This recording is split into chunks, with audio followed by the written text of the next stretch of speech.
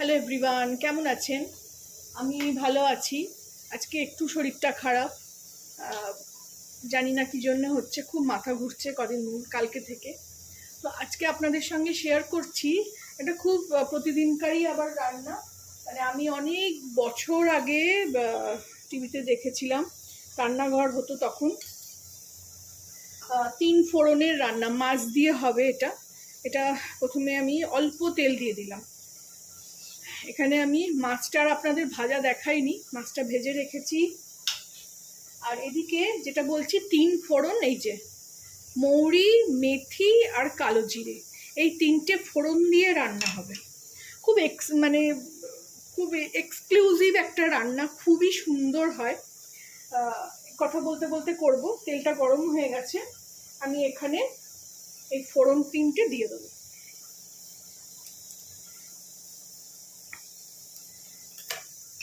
হাতে একটু ঘষে করে নিয়েছি, দিয়ে দিলাম। দুটো কাঁচা লঙ্কা দিলাম, দিয়ে আমি এখানে গ্যাসটা অফ করে দিলাম যাতে ফোড়নটা পুড়ে না যায়। আর এদিকে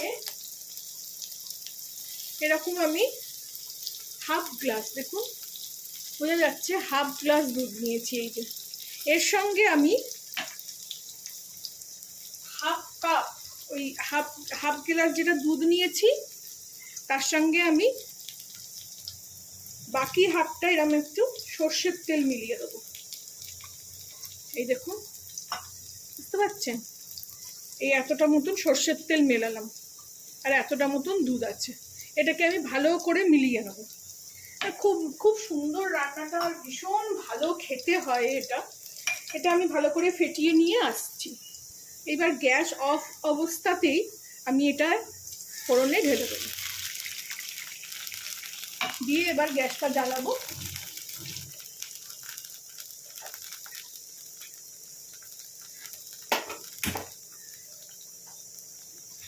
দিয়ে এটাকে ভালো করে নাড়তে থাকবো। মানে এটা এত অপূর্ব খেতে হয়, আপনারা না করে খেলে বুঝতে পারবেন না। প্রিপারেশনটা এমনই যে ইলিশ মাছকেও হার মানায়।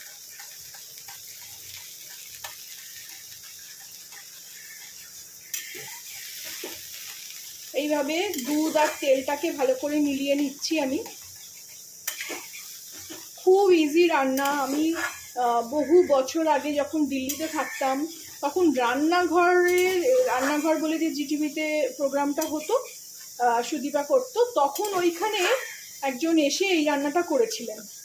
3 ফোড়নের রান্না, দুধ আর সর্ষের তেল দিয়ে।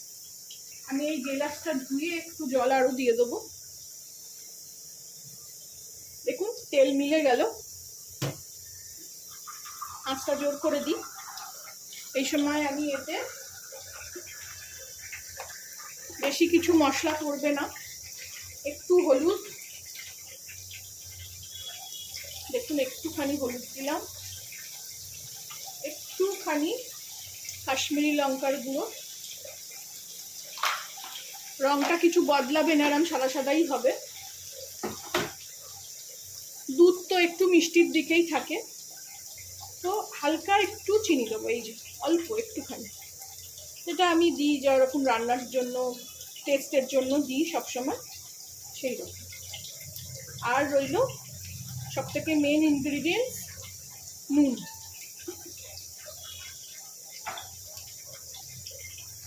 এটা মিলিয়ে দিই। এটা এইরকমই সাদা সাদা দেখতে হবে। আর ফোড়নটা, মানে এটা খুব গরমকালের রান্না একটা, যখন একদম লুঠু বয় না, তখন সেই সময় এটা খেলে শরীর ঠান্ডা থাকবে। এখানে স্বাদ মতো নুন মিলিয়ে দিলাম।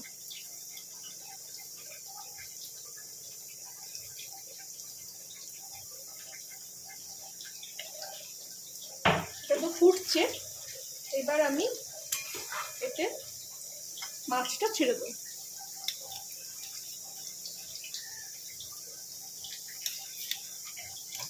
এটা যে কোনো এইরকম বড় মাছ দিয়ে বেশি ভালো হয়। এটা আমার কাছে আজকে কাতলা মাছ আমি নিয়েছি, বড় কাতলা মাছ। দিয়ে এটাকে এবার ভালো করে ফুটিয়ে নেব।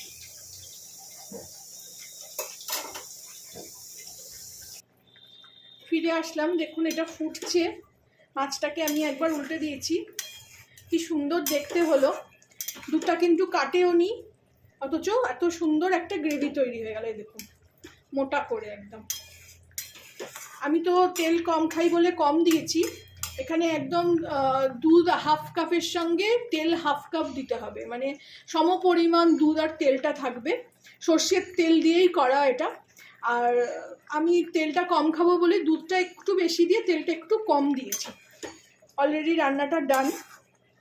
আপনারাও এইভাবে করে খাবেন, 3 ফোড়নের রান্না। এটা কাতলা মাছ কিংবা বড় রুই মাছ দিয়ে, বড় কাতলা বড় রুই দিয়েই টেস্টটা ভালো হয়। আমি হালকা করে মাছটা ভেজে নিয়েছিলাম। মাছটা ভাজার আপনাদের দেখাইনি। মাছটা ভাজা, মাছ কীরমভাবে ভাজতে হয় আমার চ্যানেলে আছে, আপনারা গিয়ে ওখান থেকে দেখে আসতে পারেন। তো এরকমভাবে বানিয়ে খাবেন, আমাকে জানাবেন কেমন লাগলো। কোনো মশলাপাতি আর কিচ্ছু না, ওপর থেকে ধনেপাতাও এতে দেওয়া যাবে না, মানে এইভাবেই টেস্টটা আসবে।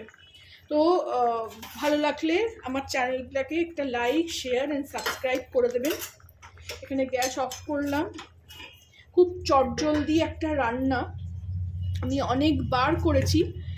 আজকে আবার একটু কাটাপোনা মাছ ভালো পেলাম বলে মানে করতে ইচ্ছে করলো, আর করছি যখন আপনাদের সঙ্গেও শেয়ার করলাম। আপনারাও করে খাবেন আমার এই রান্নাটা, আমারও অন্যজনের থেকেই শেখা। ভালো লাগলে আমার চ্যানেলটাকে একটা লাইক, শেয়ার অ্যান্ড সাবস্ক্রাইব করে দেবেন। Thank you for watching.